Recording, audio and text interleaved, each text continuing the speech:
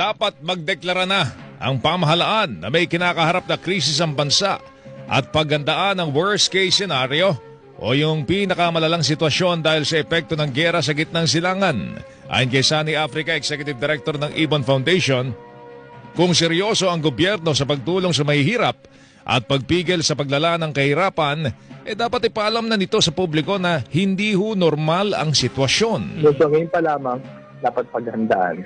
Sana nga yung pag-break ng Congress, hindi lang yung impeachment ang pag-usapan, dapat magbuo siya ng totoong crisis committee pagdating na may crisis at ipatrabaho naman yung mga kongresista. Kasabay nito, muling iginiit ni Africa na hindi tama ang mga mahihirap na Pilipino sumasalo sa mabigat na problema ng bansa kundi ang mga bilyonaryo at ang mga mayayamang kumpanya. Ang dapat magbitbit ng bigat ng pag-ukop sa krisis, yung mga may kaya. At yung mga bilyonaryo yan, mga malalaking kumpanya, sila may kakayanan. Tulong-tulong naman, di ba? Tulong-tulong na nga yung mga komunidad. Sana naman yung mga malalaking kumpanya na yaman, may higit na tulong din sila.